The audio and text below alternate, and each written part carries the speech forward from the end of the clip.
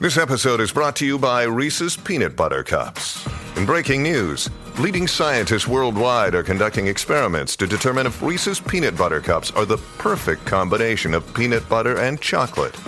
However, it appears the study was inconclusive, as the scientists couldn't help but eat all the Reese's. Because when you want something sweet, you can't do better than Reese's. Find Reese's now at a store near you. In 1976, director Martin Scorsese and star Robert De Niro gave the world a gritty look into the underbelly of 1970s New York City. In 2022, we try the first of two new expressions from a world-famous brand. The film is Taxi Driver. The whiskey is Jack Daniel's Triple Mash. And we'll review them both. This is the Film and Whiskey Podcast.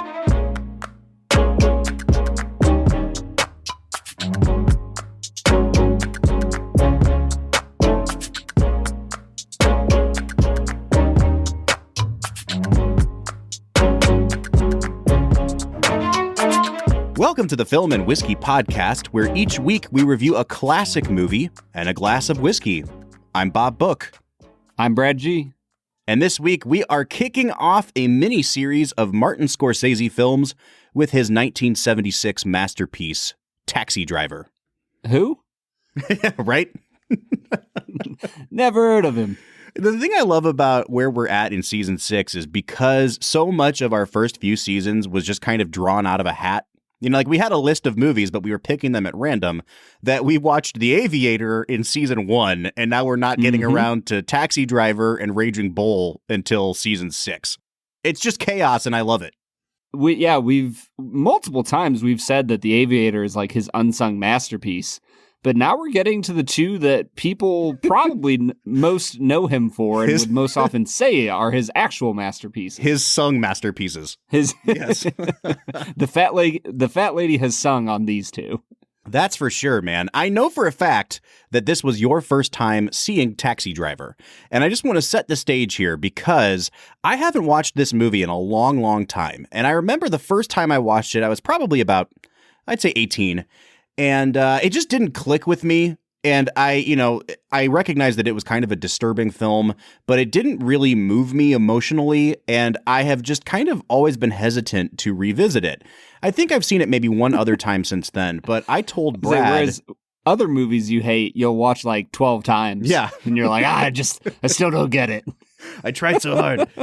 And I warned Brad coming into this episode, hey, I might have a lot of hot takes on this universally regarded movie. You know, I'm not a huge fan of it. I don't think it works very well. It's, it just doesn't hold up well for me. So go into it knowing that I might come in and crap on it. And then I watched it again. And oh my gosh, Brad, does this thing not only hold up, but it is so effective and still so absolutely disturbing. And I think it's incredibly prescient for our modern times. Oh, 100%. Like the story that it tells is just vastly important with what is going on in our world today. And this movie's got legs, man. It's holding up well. All right, well, let's get into talking about it. But before we do, we want to give a quick plug for our Patreon. Whether you're listening for the first time or you're a longtime listener, we'd love to encourage you to go to patreon.com/filmwhiskey. where you can find 3 different tiers of support for our podcast, a $3, a $5, and a $7 a month tier. At each tier, you get special bonus perks, but across all tiers, you get access to our special Discord server that Brad and I are on every single day, talking exclusively with our patrons. So please consider a donation to us or a long-term subscription at patreon.com/filmwhiskey. Brad, the plugs are out of the way. That means it's time for Brad Explains, the part of the podcast where Brad breaks down the plot of the film that he has just seen, often for the first time, and that is the case today. So, Brad, we're putting 60 seconds on the clock. Can you break down the plot of this movie? Can I ask you a question right before we get into that? Oh, do it. It counts against your time, though. Okay, that's fine with me. So every single blurb I read about this movie will always say Vietnam War veteran. Whatchamacallit. Do they do they like talk about that blatantly in the movie? It's in the very first scene when he's applying for a job as a taxi driver. And I think it's meant to be something that you bear in mind that is affecting his kind of psychosis, but it's not touched on after that. Okay. I watched it over 2 different viewings. And so I think I'd probably just forgot that, because like every single one is like mentally unstable taxi or veteran. And I'm like, man, I don't remember them saying that he was a veteran, but I just forgot. So yeah, it was just in the first few lines, and then because the guy says like, "Oh, I was a Marine too." Yeah, and then I think he says it again to the Secret Service agent when he's trying to be chummy with him in that one scene, and then he's not impressed. He says like, "Oh yeah, I was in the fake Marines." Name. Yeah, exactly. Okay. All right. Okay. Well, we've given away 2 key scenes, but none of the plot. So let's jump into Brad Explains here. I'll see if I can keep that up here. Taxi Driver is about a young man who was a veteran in the Vietnam War. He was a Marine. We know it for sure. And he is living in New York City. He is all kind of on his own. He doesn't really have any friends or family. He's having trouble sleeping. And so he takes a job working as a taxi driver, just trying to find anything to do to take up his time and find sleep at the end of the day. In his forays into the nightlife of New York City, he encounters all sorts of really bad, seedy, dark people, and starts growing an obsession for cleaning up the streets. He eventually meets a girl that he likes, tries to take her on a few dates. Doesn't go very well when he takes her to a porno, but she is working for this senator who's trying to become president named Palantine. By the end of the film, he has met this prostitute girl who's 12 years old. 5 seconds. And he sees him as her guardian angel. And he tries to kill the senator, but can't. And so he kills her pimp and his posse instead. All right. I think you did a pretty good job for trying to summarize all the different threads that are going on in this movie. There's 1 or 2. I forgot to mention that one of my favorite actors of all time of the movie is in the movie, Peter Boyle. Peter Boyle. This movie has a very good cast. And I think we need to talk, first of all, about the cast that they assembled on what was essentially a shoestring budget for this film. I think Scorsese was allotted like 1.2 million or something like that for this movie. He goes over budget and spends 1.9. So, he gets in trouble for that. But he's like the Spielberg of overspending. So you mean just Spielberg? Yeah. He's just Spielberg. Yeah. So for that money, he gets Robert De Niro, he gets Jodie Foster, he gets Sybil Shepherd, he gets Albert Brooks, Peter Boyle, Harvey Keitel. I mean, it's a really great all-time cast here, Brad. Yeah, in my research for Two Facts and a Falsehood, I read that De Niro agreed to do the movie for $35,000, and this is before he won the Oscar for The Godfather. And after he won the Oscar, everybody on the production crew was like, well, I think we're going to lose De Niro because he's going to ask for more money. And De Niro was like, nah, man, I signed on the dotted line for $35,000 and that's what I'll take. Yeah. Yeah. He had worked with Scorsese before on the movie Mean Streets. And then after that, Godfather 2 came out and kind of exploded him onto the scene. But the funny thing is, he said that when he was doing his research for this role, he took on a certain number of weeks where he was working as a cabbie at night to try to get into the mindset. He was interviewing veterans and trying to pick up the Midwestern accent from some of them. And he said that in all those nights he was driving a cab, only one person recognized who he was. So he said, like, yeah, I had won an Oscar, but I wasn't this universally recognized person that I think everyone assumed I was. And yeah, he was true to his word. He did this movie for $35,000, as did Sybil Shepherd. Sybil Shepherd kind of found her stardom a few years before this in The Last Picture Show. She gets romantically involved with that movie's director, Peter Bogdanovich. And after making a few movies with him, she gets labeled box office poison. And so while they're writing and casting this movie, they're like, we really want a Sybil Shepherd type for this movie. But they never actually reached out to Sybil Shepherd. And eventually somebody was like, the word got back to her representatives and they kind of called Scorsese and they were like, hey, why don't you just ask us for Sybil Shepherd? And they're like, well, will she work for $35,000? Like, there's no way. And they're like, yes, she'll do it.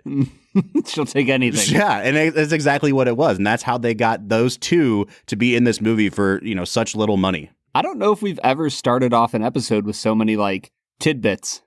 Yeah, it's free with your tuition when at the Film and Whiskey University.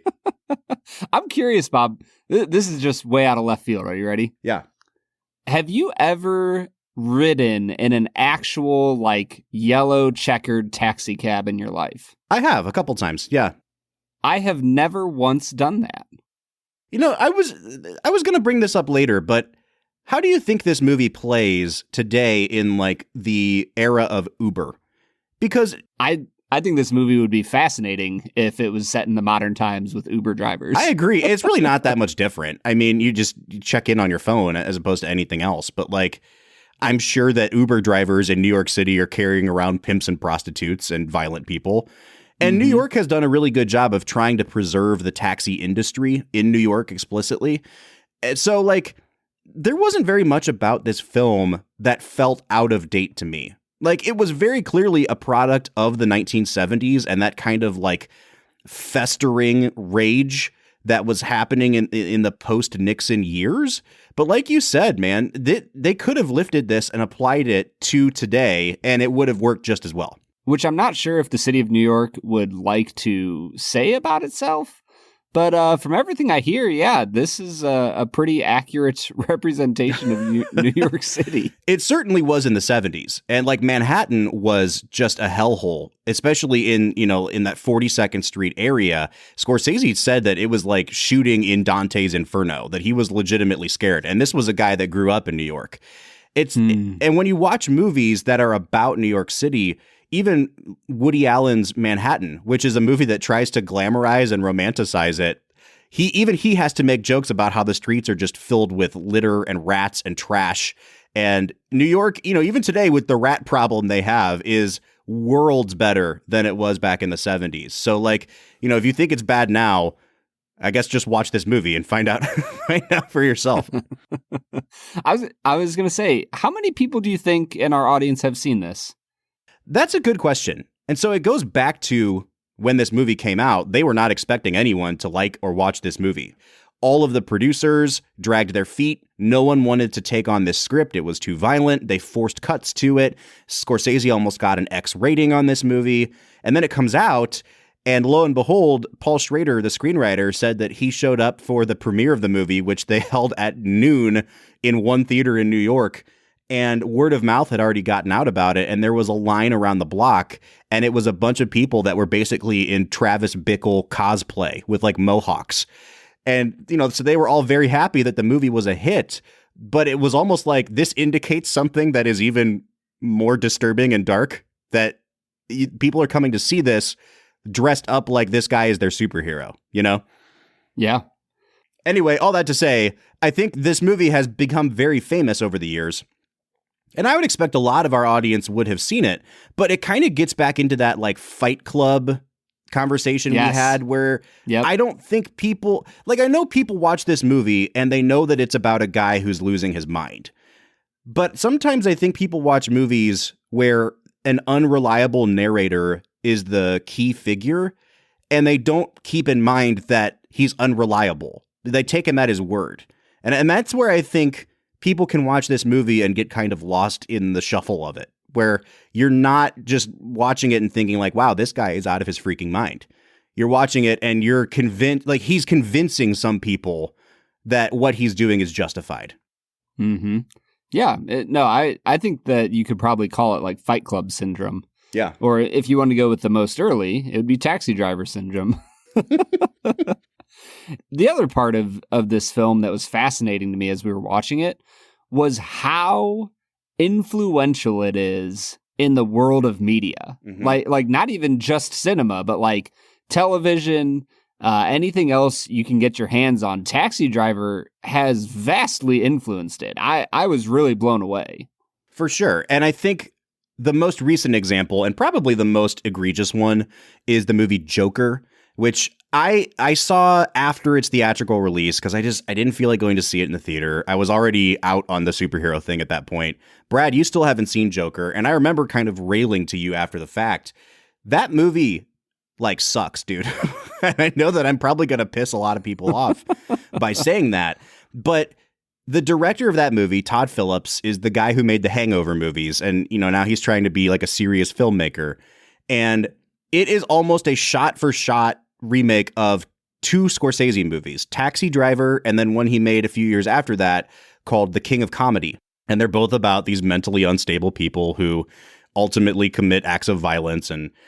And Joker, it borrows a little bit from King of Comedy, but for the most part, it's just Taxi Driver. It is like such a hack job of Taxi Driver that when I went back and watched this time, I got even more angry because there was just no reason to remake this movie. And when you get around to Joker, it's literally just like if a less talented person remade somebody's great movie, and the only reason people gravitated towards it was they were like, this is a crappy remake of Taxi Driver, but now we're going to pretend that it's the origin story of this guy that you like. And they're like, perfect. Like it, dude. See, I'm getting off track. Joker sucked, is what I'm trying to say. How do you feel about Bohemian Rhapsody while we're on? Oh, man.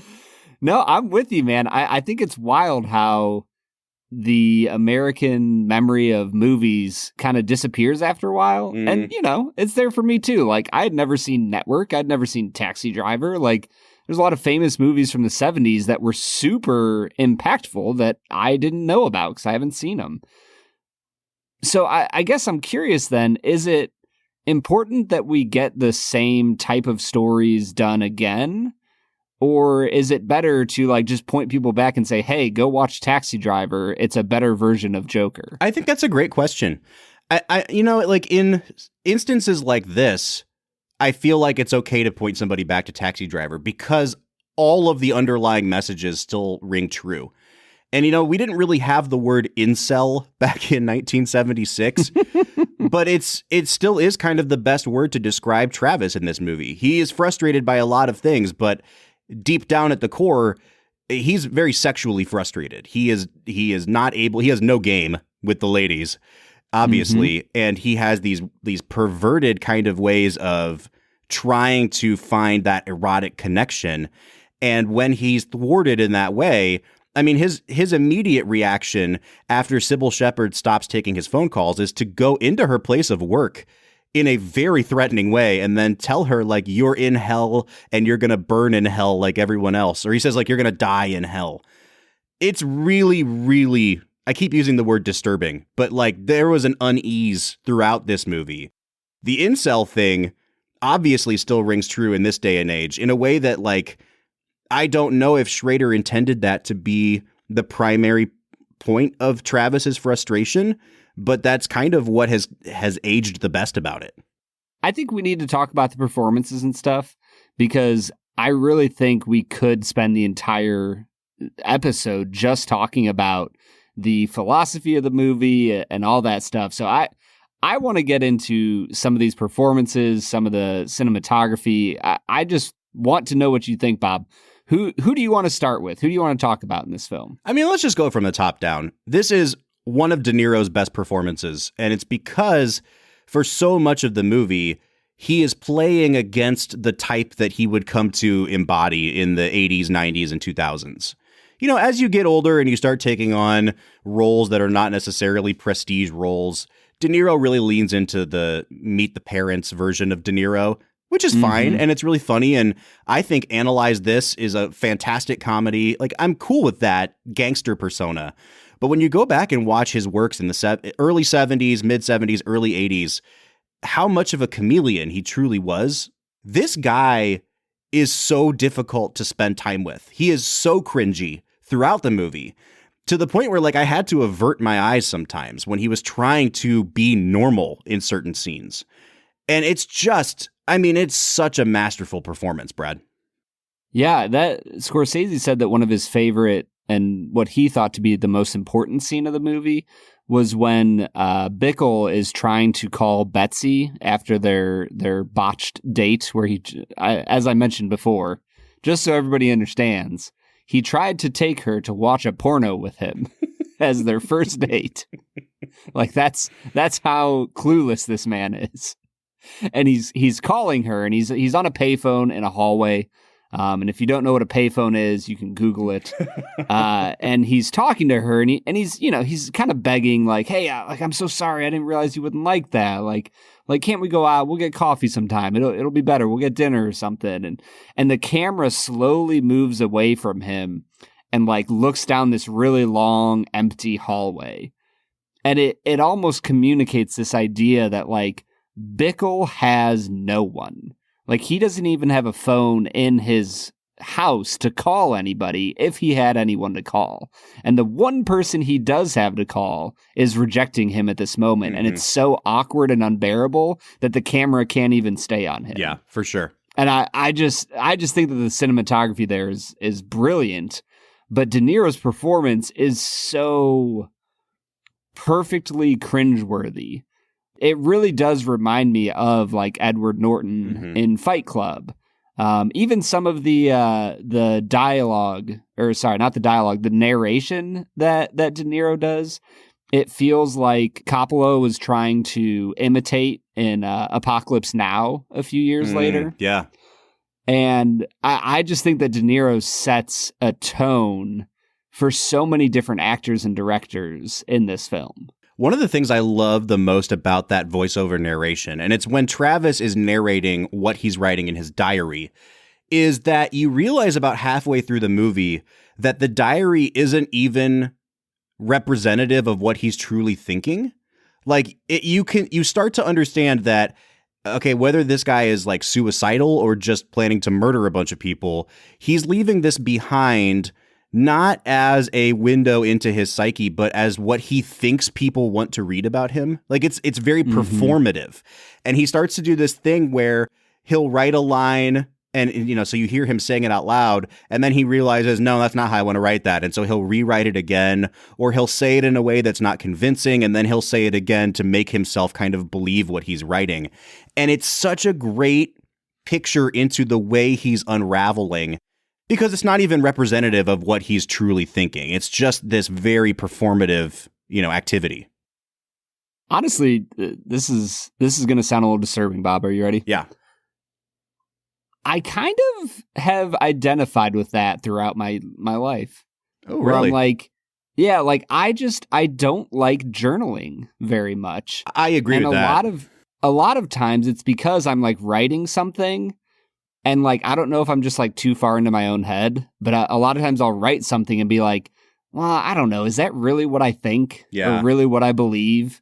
And, and you keep writing and it's something that's gotten better for me with practice over the years. But on a very basic level, I kind of get where he's coming from. I understand what you're saying now, but I have to say, like, I was very worried when I finished talking about the murder-suicide thing, and you were like, hey, man, I got to say, I understand where he's coming from. And I was with what aspect, Brad? I get it, man. All right, so I want to talk Sybil Shepherd for a minute, because I've read a lot about the production of this movie. I actually got quite a few books out of the library and started doing research before I watched it again, just in case I hated it, so that I had something to bring to the table. And Sybil Shepherd was really disliked on the set of this movie. De Niro really disrespected her as a co-star and just didn't think she was up to the task, and so treated her like garbage. I guess Scorsese was kind of mean to her, but everybody was fawning over 12-year-old Jodie Foster's talent. And so Sybil Shepherd was just really bummed out throughout the making of this movie and thought everybody was mean to her. And the fact that she was only making $35,000. Yeah, that probably didn't help either. But it made me kind of take it a little easier on her, because I do think that there are points where her performance is very good, and then there are also points where I feel like she's not being given enough direction by Scorsese behind the camera.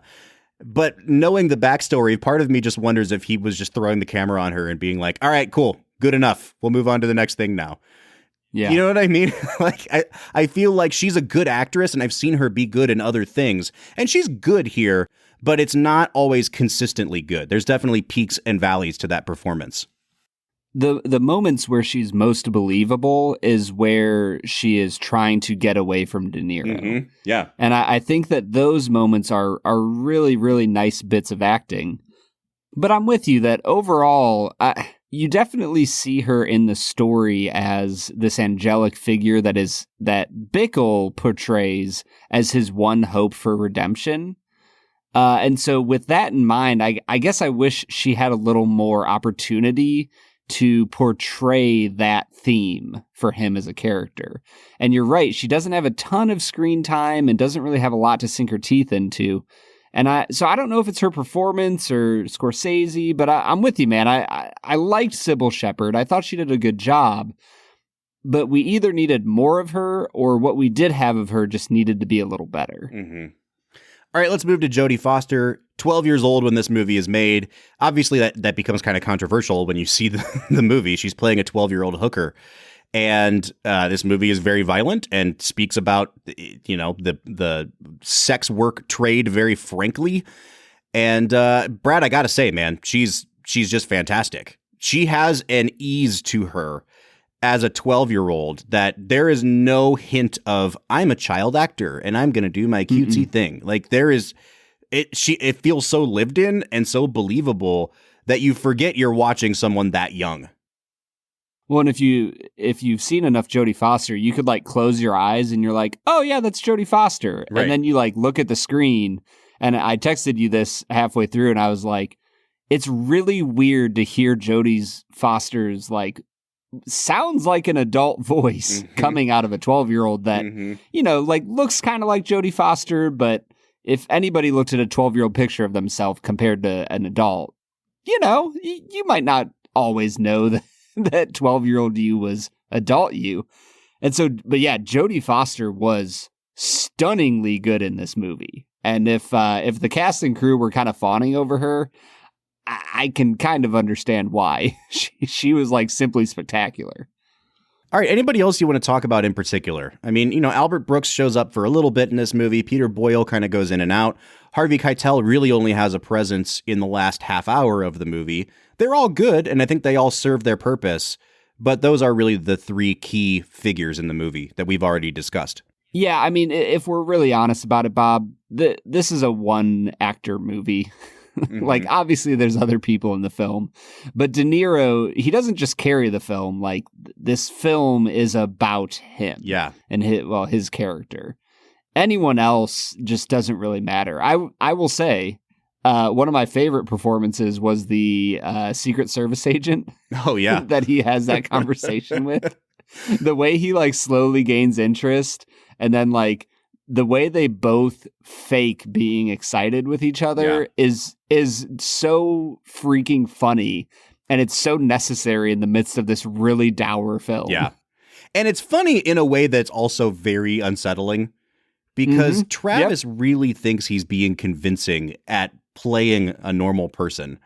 And it is so obviously not a normal person. Like, like you understand what the Secret Service agent is doing when he's like, oh, let me take down your home address. The second he starts doing it. And of course, Travis realizes it immediately, too, that he has struck out on being normal yet again. But you're right. That scene is just pure gold. I want to talk for a minute about Scorsese's scene in this movie. So he was not going to be playing the role that he does. And it's kind of an extended cameo. He gets in the cab and makes De Niro pull over, and they're kind of staking out this apartment where Scorsese's wife is cheating on him. And Scorsese starts describing in graphic detail how he's going to murder his wife and mutilate her body. And what's so unsettling about it, Brad, and so effective, I think, is that it comes in the exact right place in the movie that you know it's going to have the maximum amount of impact on Travis' character. Because it's right after he gets rejected by Sybil Shepherd. She's not returning his calls. He goes to her office, he blows up at her, and then Albert Brooks has him chased by the cops. And the very next scene is Scorsese's character, who is clearly having this mental breakdown of his own, confessing to Travis what he's going to do.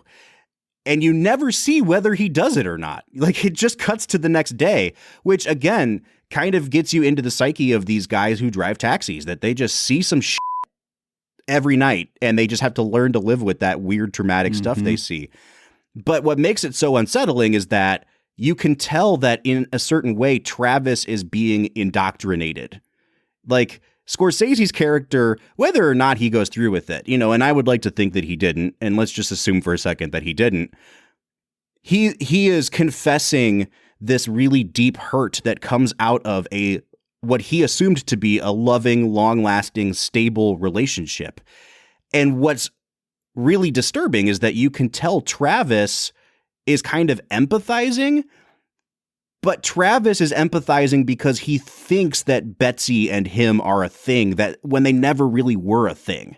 Like, he's applying this hurt and this like distorted view of retaliation in his own life, but he's never really had a normal relationship in his whole life anyway. And I think that's really where the tipping point happens for Travis. And Scorsese plays that scene as an actor, I think, really beautifully. And you see that for Travis, his motivation is like, well, I met this Palatine guy, and he was utterly unconvincing that he would clean up the streets. And Betsy needs a real strong man who can clean up the streets. So I'm going to be that man. I'm going to stop taking any pills. I'm going to work out. I'm going to buy guns. I'm going to become this hyper masculine character that can clean up the streets because that's what will win me, Betsy. And I think that the other fascinating thing about that scene for me was that when Scorsese's character is telling him, you probably think I'm crazy, right? Like, the audience, at least me sitting there, was like, yeah, you do sound crazy. And then you see in Bickle's eyes that he doesn't think he's crazy. And you're like, oh, yeah. This movie's going downhill quick. Well, and every time Travis would have an opportunity to tell the guy, no, don't do that, he doesn't. He just sits there and absorbs and listens. And that's where it really started to get, like, I got a knot in my stomach. Before we go to break, I want to talk just a little bit more about those motivations from Travis. And there's a few, I think, really key scenes. And it starts really at the beginning of the movie with that first narration where he talks about how the scum comes out at night. I wish a real rain would come and wash away the filth forever. And it really sets the stage for the fact that Travis sees the world around him in this kind of like biblical gothic horror way, that there's, he's seeing damnation around him and he sees himself as this kind of avenging angel. But he's so blind to the fact that even though he sees everybody else as the scum of the earth, he's right there with them. Like, he's the one going to porn theaters after he gets off work every night. He's the one having these like violent ideations. He's the one who thinks that a normal thing to do would be to take somebody to the porn theater with him. And the more he gets rejected and the more that kind of self-loathing builds in him, he refuses to acknowledge it and he just lashes out more at the world around him. And I think it's a really beautiful... Schrader does such a good job, the screenwriter, of building that in a way that it never has to be vocalized, because of course Travis never realizes it about himself. But you see that he's the scum of the earth. And the more that is kind of made clear to him, the more he pushes it away and makes everyone else more of the enemy. But the great thing is, the script doesn't excuse all the other people. Like, it never acts like Palatine isn't the scum of the earth, or Betsy, or the boyfriend the guy who wants to be her boyfriend. Like, you get the sense that nobody is excused from being the scum of the earth in this movie, but you have a protagonist who is trying to see the world as black and white as he can so that he can try and make sense of it. Because it just wouldn't click for him if there wasn't a right and a wrong, with him seeing himself as right and everyone else is wrong. For sure. And then after... There's another key scene in the movie that I don't think ever really gets talked about, and it's right in the middle of the film where Travis has bought all these guns illegally, and he's planning to do something with them, and he just happens to have a gun on him while he's in a convenience store late at night that gets robbed, and he just shoots the guy in the face, basically, or in the neck, and then tells the bodega guy, hey, I don't have a permit for this. The guy says, I got it, thanks for saving my life, and Travis takes off. And they kind of linger on the owner of the bodega, who takes a crowbar to the dead guy's body in a very brutal way, which, again, I think Scorsese and Schrader do such a good job of highlighting that Travis may be crazy, but like everyone in this day and age is. And it's this really perverse kind of touch at the end of that scene that then leads into the next scene of Travis pointing his gun full of blanks at everybody that comes across his TV screen. And you can tell that him just being in that place where he did something that he thought was heroic is feeding into this idea that he now sees himself even more as the guy who has to go clean up the streets by murdering a bunch of people. Oh, dude, you know what I just realized? What's that? The scene where he buys the guns, he doesn't buy them on the first floor of the building. No. They're on like the 6th or 7th floor. And when he's pointing the gun, he's pointing it down at the streets, at random people on the streets, as if he is an angel sent from God to clean up the streets themselves. So that scene actually was inserted, or at least, the pointing it at people down on the streets was inserted by Scorsese because a director friend of theirs, John Milius, went with Paul Schrader to buy guns one day. And Schrader, we can get into this in the back half of the episode, but Schrader was cuckoo, especially at this time of his life. He was Travis Bickle. And I still don't know how I feel about Paul Schrader in a lot of ways. I don't like a lot of his movies, but Schrader gets this .38 pistol handed to him. And Milius says that he saw a girl over by the tennis rackets, sighted down the barrel of the gun at her head and tracked her around the store as she moved, clicking the trigger a few times. Milius said, if there was ever a psycho you shouldn't sell a gun to, Paul Schrader was it. I told this story to Scorsese, and he put it in Taxi Driver. So that came from real life. That is wild to me. And I think it's incredibly effective at what he's trying to portray in the film. But yeah, I read some disturbing things about Paul Schrader in the little bit of research I did for this movie. So I want to get into that later. But right now, I want to drink some whiskey, Bob. Yeah, I think we need to take a break. This is getting kind of dark, man. I'm going to open this bottle of Jack Daniel's Triple Mash. Let's share a pour here. What do you say? Let's get to it, Bob. Lately, I've been finding myself pulling whiskeys off the shelf that are consistently unique, ones that tell a good story every time I pop the cork, and I have to say that Doc Swinson's is absolutely top tier when it comes to a fascinating pour. What separates Doc Swinson's from the rest of the pack is their unrelenting goal of always letting the whiskey shine. No matter what whiskey comes through the front door at Doc's, their team of tasters will blend and finish it into something that is deliciously memorable. The beautiful thing about a good blended whiskey is that oftentimes, with proper care and attention, they turn into a whiskey that is truly greater than the sum of their parts.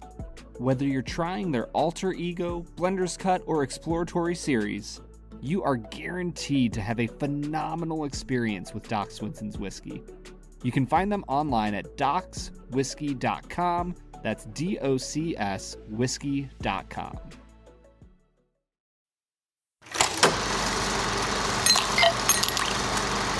All right, today we are checking out Jack Daniel's Triple Mash Blended Straight Whiskey. Now this I wonder how many mashes they use.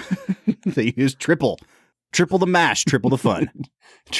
Triple the flavor. This is one of two expressions that Jack Daniel's just put out in the last few months, along with their Jack Daniel's Bonded. It's retailing for about $35. They're both 100 proof, so we're starting off with the Triple Mash. Next week, we'll do just the regular Jack Daniel's Bonded. This is a blend of 3 different kinds of bottled in bond whiskey.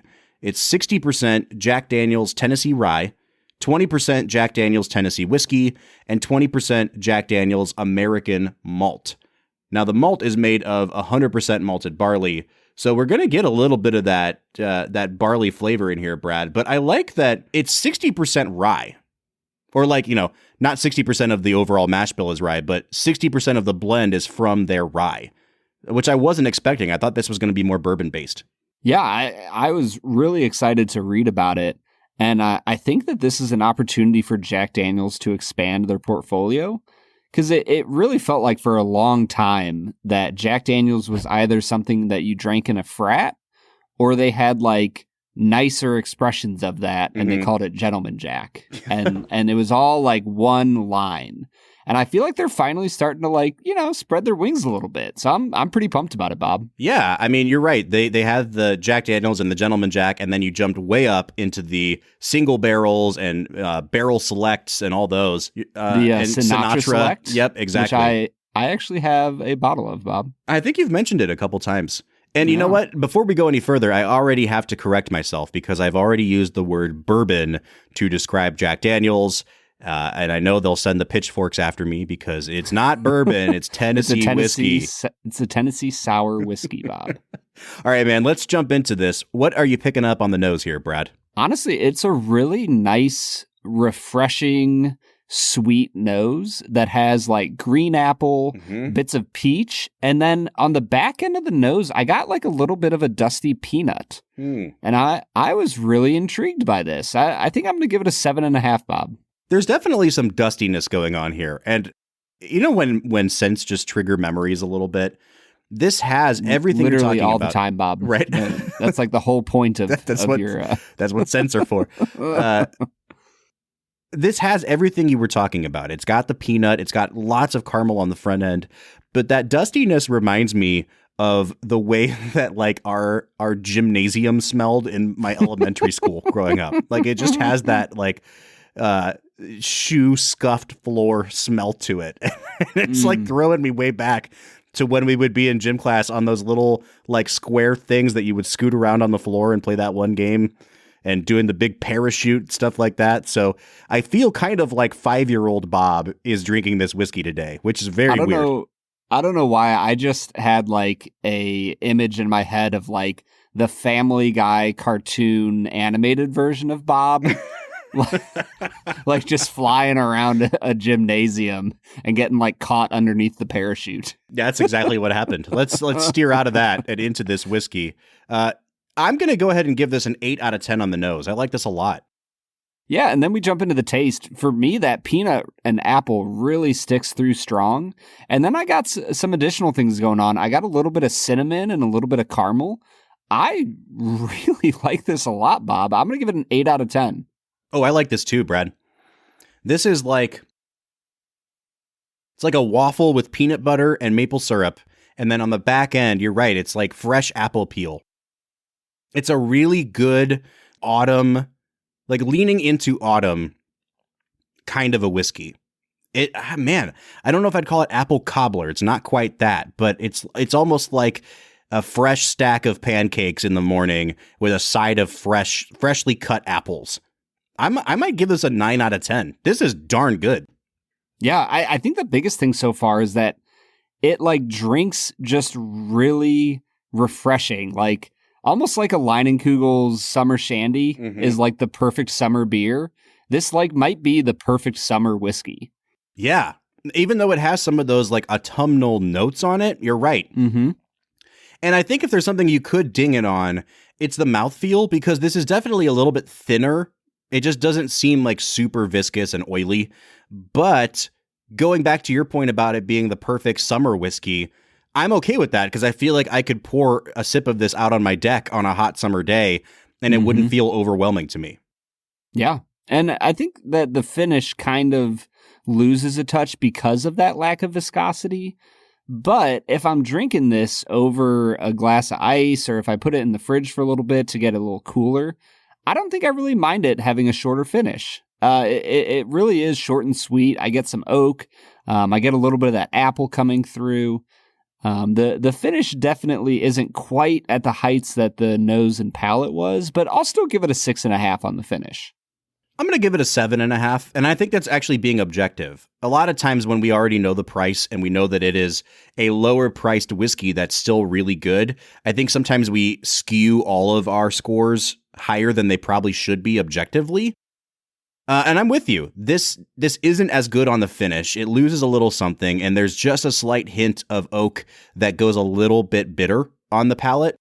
But overall, this is still really, really good, and that takes us into balance.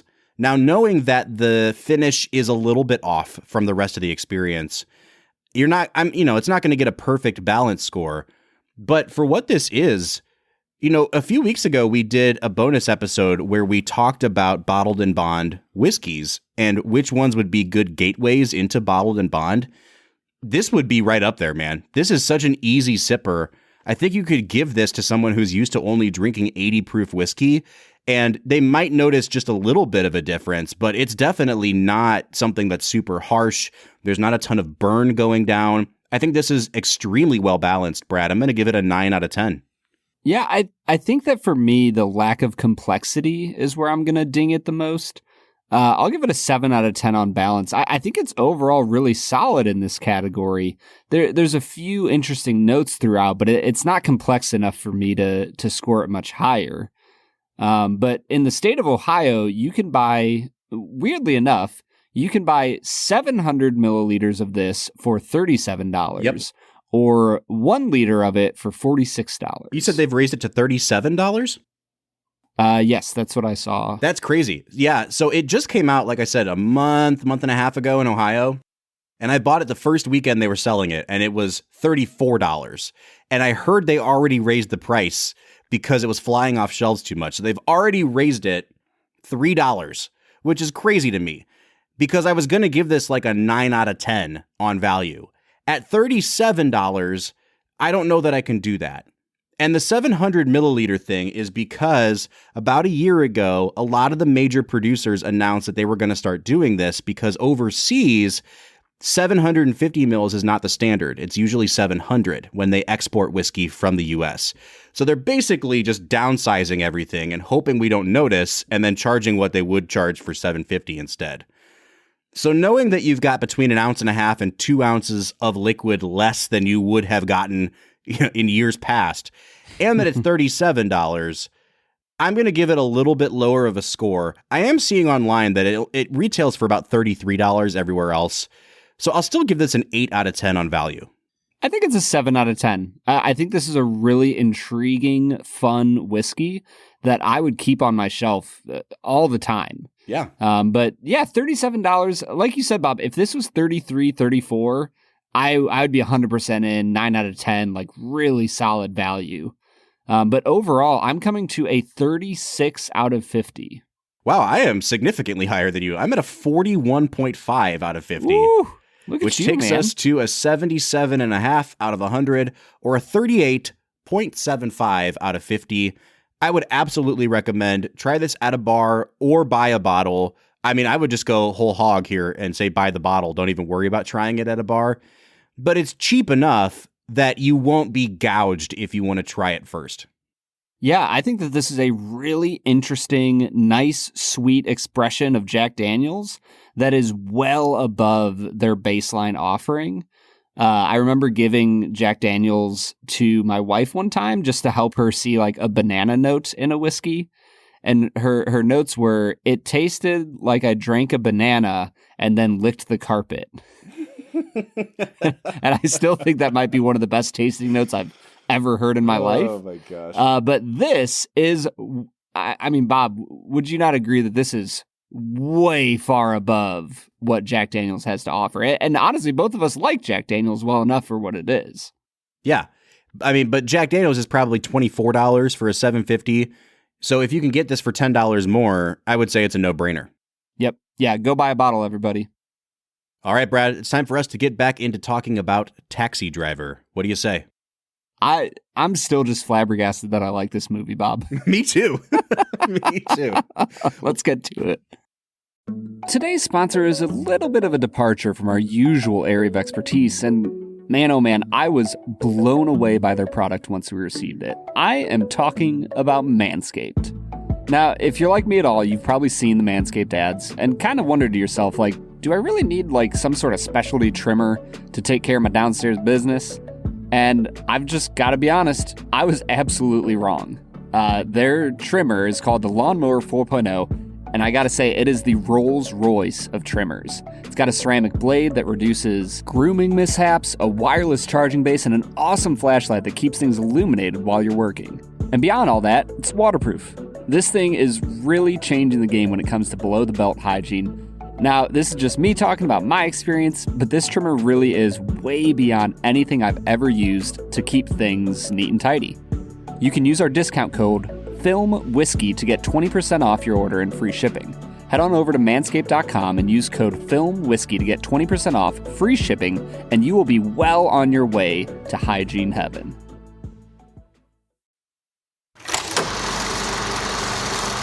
All right, everybody, that was Jack Daniel's Triple Mash. Easily a triple in my book, Bob. 100%. Like, that is an incredible whiskey. But now we need to get to an incredible segment, 2 Facts and a Falsehood. Brad, I am 2-2 on the season with 2 facts and a falsehood. For those who don't know, this is the portion of the podcast where Brad presents 3 items, all of them as facts, and I have to guess which one of them is actually a lie. I really love that at the beginning of the episode, Brad, you said, when I was doing my research for 2 facts and a falsehood, because, like, it's I just love that you have to qualify it with, like, now normally I wouldn't do research at all, but since I have to do 2 facts and a falsehood, I just want everyone to know that's what I was doing research for. Oh, no, if I ever do research for any of the movies we watch, it's for 2 Facts and a Falsehood. All right, let's see if I can finally get a winning record with these 3 items, Brad. All right, fact number 1, Paul Schrader, who wrote the movie, he wrote the part of Travis Bickle with Jeff Bridges in mind, but he was in the movie Stay Hungry, which was filmed during the filming of Taxi Driver, so he's unable to be in it. Fact number 2. Stay hungry, Tony.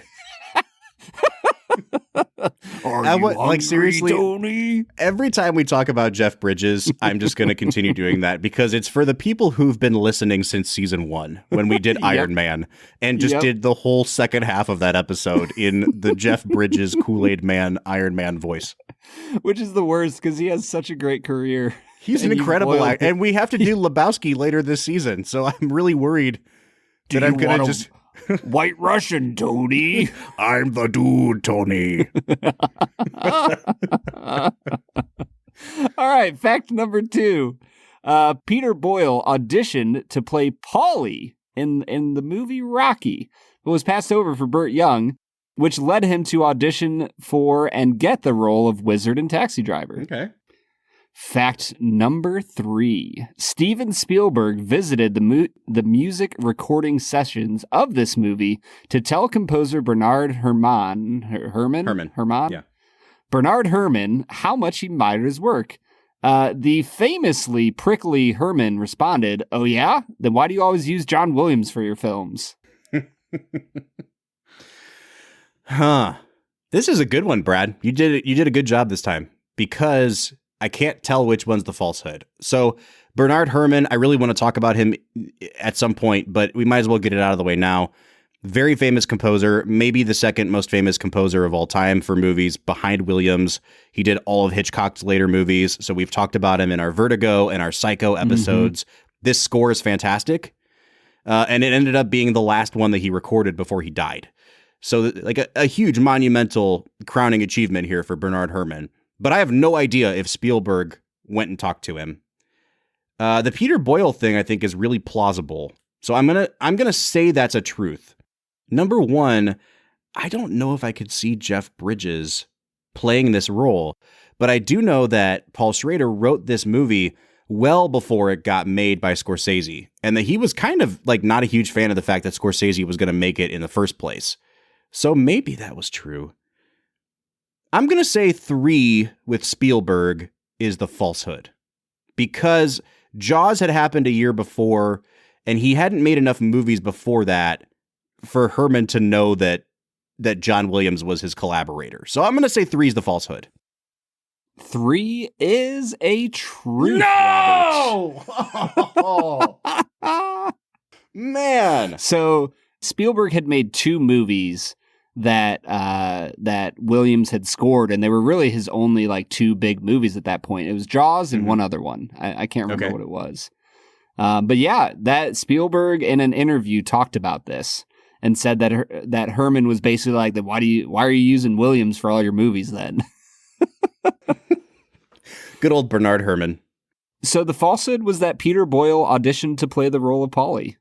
Wow. Okay. Man, that was the one that I was like, nah, that's off the table. Dude, literally you said that and I like fist pumped silently in the air. I was like, I nailed him. Oh, man. All right. I'm down to 2 and 3 on the season. Well done, Brad. Thank you. I appreciate it. Honestly, it was the fact that I literally was like, Peter Boyle 100% could have been Pauly.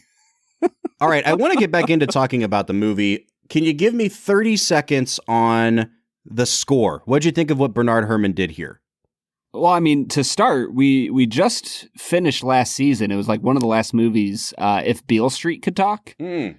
And that entire score was based off of Taxi Driver. Wow, I never put 2 and 2 together, but I can see that. Oh my gosh, yeah. Yeah, like literally as soon as this movie started, I was like, oh, Beale Street. Like they did it. They did the same song. They did the thing. Yeah. They did the thing. So obviously it inspired somebody. I think that the music in this movie is one of the most important facets of the film. Yeah. Because if anybody who has seen a few Scorsese films knows anything about him, he plays popular music in his movies, and he does it better than almost any other director out there. And yet, in this one, there's almost nothing to be heard of it. Mm-hmm. And, Scorsese talks about this, that Bickle doesn't listen to popular music. Like, they make a point of saying that he doesn't own a record player. And so it would make sense that this person who is insulated from society would not be listening to the music that society is listening to. And you would have this really dark, dissonant soundtrack of his life if he had a soundtrack. And Herrmann just knocks it out of the park. The wonderful thing about it is, I mean, there's a couple little like off-kilter dissonant chords that are played throughout the movie, but for the most part, it's only 2 themes. And the second theme is the one that's like more ominous sounding. But the thing I love about it is that theme always resolves back into the regular kind of jazzy sounding. I guess you could almost call it like the romantic theme, because it's like when Travis is in an okay state of mind and when Travis isn't. And you get that impression right off the bat with the opening credits. Scorsese is doing this really beautiful thing with the camera where it's getting kind of like weirdly streaky, and you can tell that it's signifying that Travis is already in an unstable state of mind. And the score is just going back and forth between that saxophone heavy, jazz improv type score, and then the really ominous dissonant score. And it's just whiplashing back and forth. It does it throughout the movie. And I think it really, really helps sell the idea that Travis is going back and forth through these states of mind. Yeah, it is probably one of the most, important soundtracks to a movie. Mm-hmm. This movie is hard to watch. I'll just put it out there. It is innately able to draw you in and like you want to watch the whole thing. But as you're watching it, it is a really difficult film to watch. And one of the key aspects of that is the score that Herrmann composes, that it pushes you away from him as a character, and yet it weirdly explains who he is through music. And I just don't know if many composers are able to do that the way he does in this. Yeah. All right, man, I have a lot more notes to go over. I know we're running long today, but where do you want to go next? I know you had mentioned before we went to break Paul Schrader. Do we want to just do the Paul Schrader thing now? Yeah, let's talk about it, man, because everything I read in my research for Two Facts and a Falsehood pointed to the fact that he basically lived the life of Travis Bickle for a while. Yep. And he started writing this script as a way to try and like distance himself from the things that he wanted to do. Yeah, to like exorcise that demon.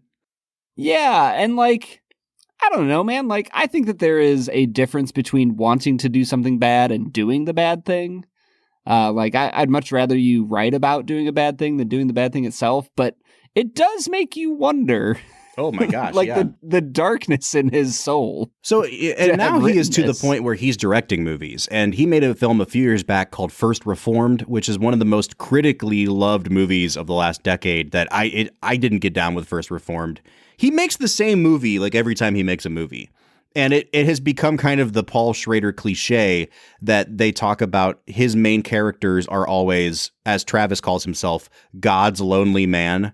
Like they are these, whether it's sexually frustrated or otherwise frustrated male figures that want to resort to violence and have this like complex, disturbing psyche. That's every movie he makes. And I think this is the best version of that. I think this is the best distillation of that.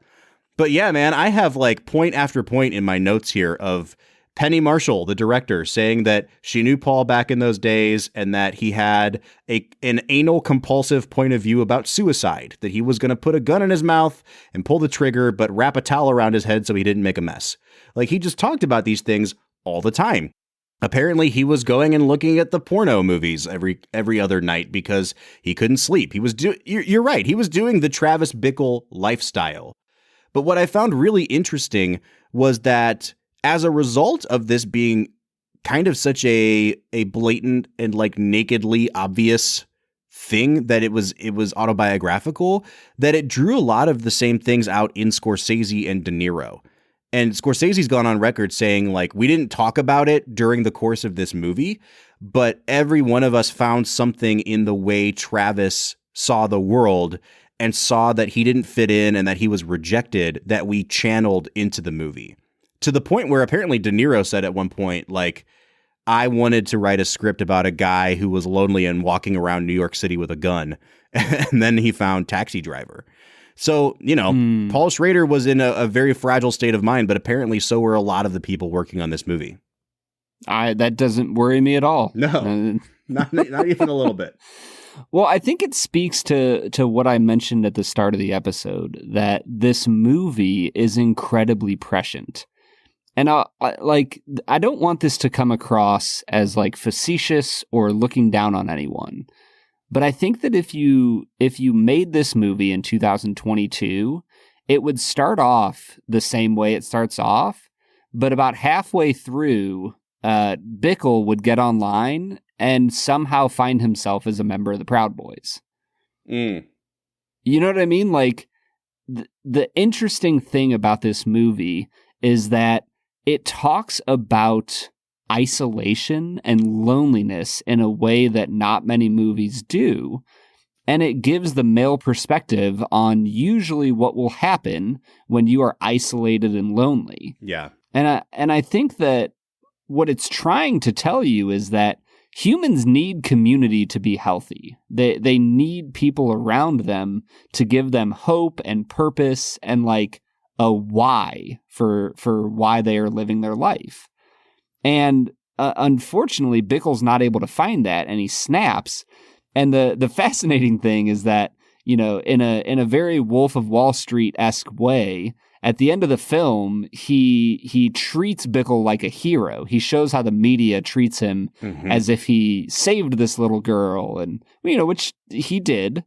But they don't try to investigate what really was going on. They just go, oh, he killed these pimps, and he's a good guy now. Yep. And he's really pointing out to the audience, trying to say, yeah, but you can't just glorify violence because he's still going to be violent in the end. He might be reformed for a minute because he satiated his bloodlust, but he's going to meet more pimps. He's going to meet more prostitutes who need protection, and he's still going to do evil things.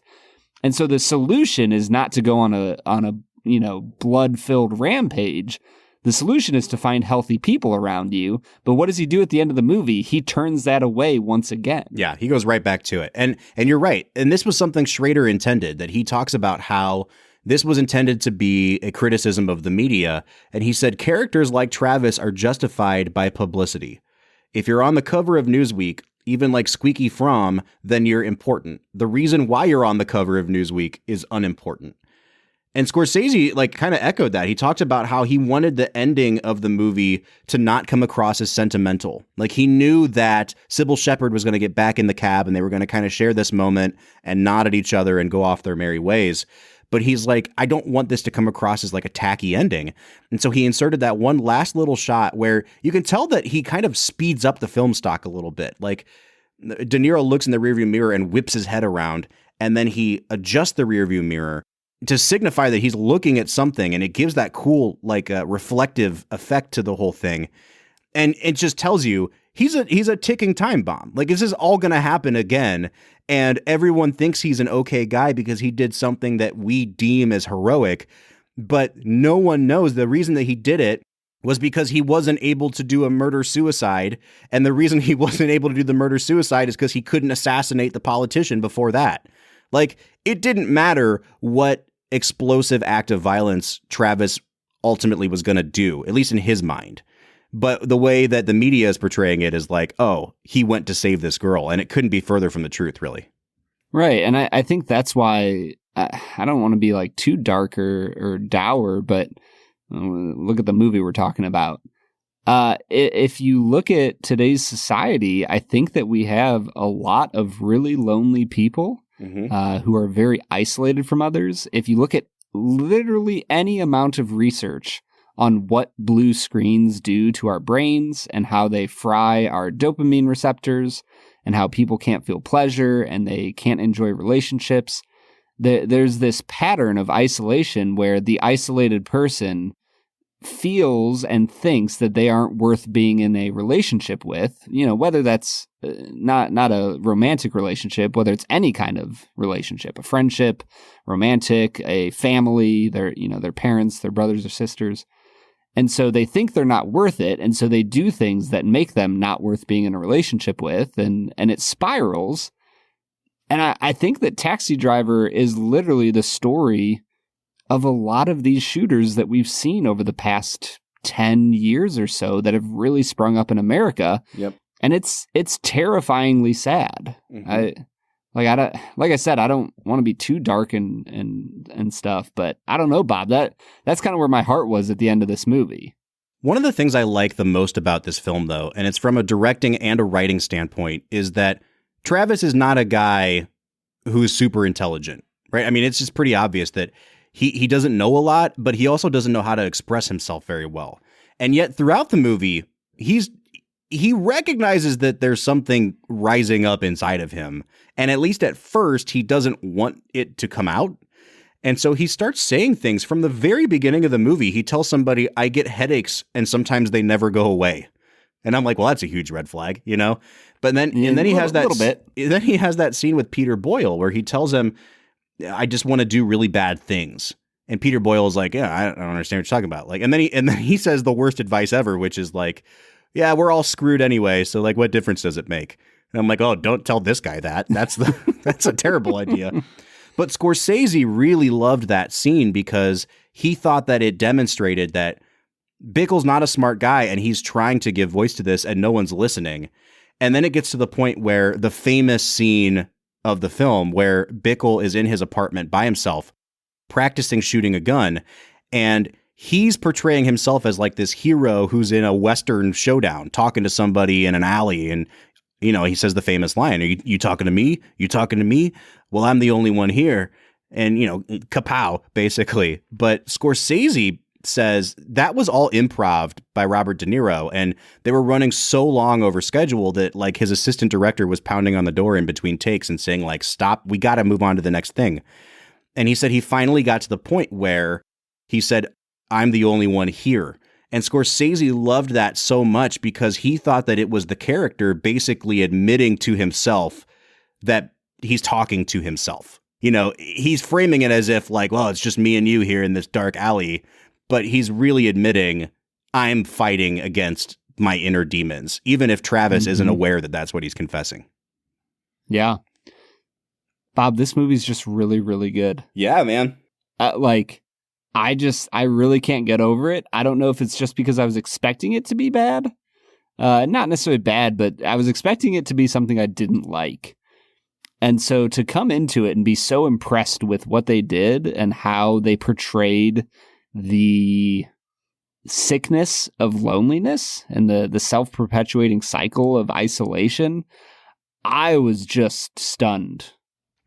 I got to say this, my only nitpick with the movie, and it's not even a nitpick because I think that this is one of the best American movies of the 70s, and it's very close to being perfect. But I wish that they had introduced his first few scenes with Jodie Foster earlier in the movie. Yeah. Because it is building in such a tense way that it is almost like overbearing, and there's going to be this explosion of violence. And then all of a sudden, Jodie Foster's character comes in, and they take about a 25-minute detour where they go out to this diner and they have a nice, like the scene is really well done where he's finding out more about Iris. But De Niro's demeanor in that scene is probably the most normal that you see Travis behave throughout the film. And then he gets to the point where it cuts back to his apartment and he's plotting to kill Palantine again. And you're like, wait a minute, like he's still doing that thing? And then he's putting money in an envelope for Iris as like a goodbye. And I just kind of wish that if they had started introducing that earlier in the movie, then you could still leave the stuffing an envelope for Iris in at the place that it's in, and it's a callback at that point. But it almost felt like inserting those few scenes of Jodie Foster took me out of the tension of the movie a little bit. I don't know if you had that same experience, but that was like the one thing that kept this from being a pitch perfect movie to me. Yeah, I think that part of it was the fact that you told me beforehand that like, oh yeah, by the way, Jodie Foster is a 12-year-old hooker. And so I was, justifiably, I was kind of on the lookout for that. Like when do I have to watch Jodie Foster be a hooker? Because I'm not really pumped about that. Right. And it took so long to get there that by the time it gets there, it almost loses its impact a little bit. And you're right, it takes away from the tension of the film.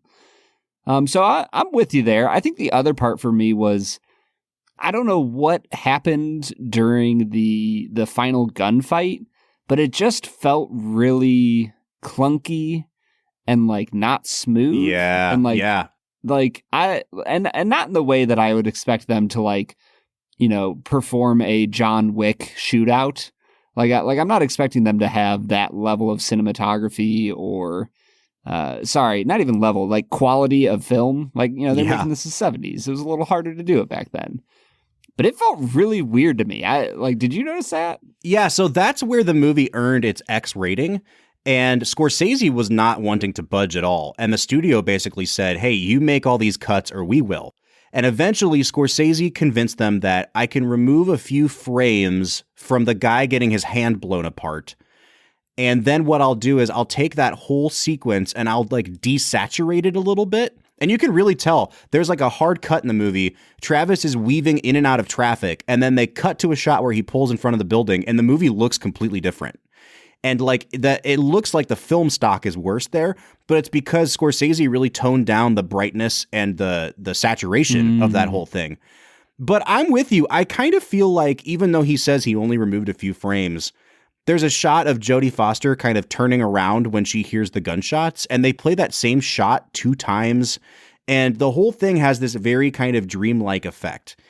And I've seen a lot of people speculate about like, is this kind of just Travis Bickle's fever dream as he's like dying, or what is going on there? Because it has a different rhythm and feel than the rest of the movie. But you're right. There are parts of it that feel kind of stitched together in a way that the rest of the movie didn't. And I feel like a really smooth like gun battle at the end there would have almost served to highlight the brutality of the violence a little bit better, to just show it almost as if like a security camera was filming it, that it would have just highlighted how violent and cruel shooting someone with a gun is. Instead, you're right, it takes on this dreamlike quality that almost like highlights and makes it more fantastical than it should be. So that was probably one of the few complaints I had about the movie. Overall, though, I gotta say, for being such a low budget movie, this movie looks amazing, and especially since they've restored it and put it in HD now. But it's so clear, even from his early films, that Scorsese was such a master at moving the camera. Just like Spielberg, but in a different way.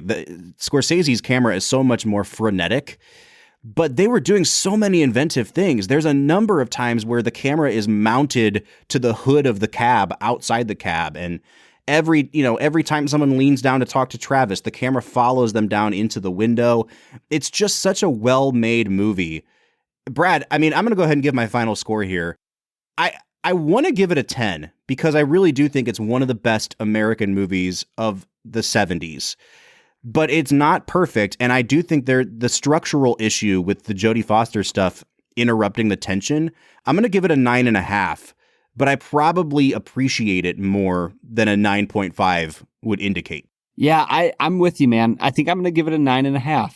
I think that this is a nearly perfect movie that tells an incredibly important story and explores just a really valuable theme in our society today that more people need to understand.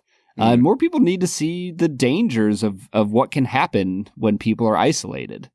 You know, I'm even thinking about, like, when you said that Peter Boyle gives literally the worst advice in the world.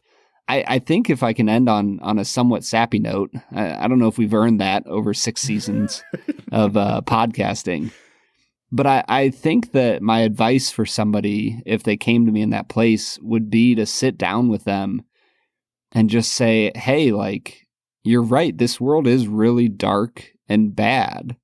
Like, what's going on in your life? Like, talk to me. Let's have a discussion about this. Let's go grab a cup of coffee. Let's figure this out, because the weight of this world is far too much for any one soul to bear. And if we don't have a community around us asking us questions, trying to help us, then, we're all in for it, man. Any of us could be a Travis Bickle.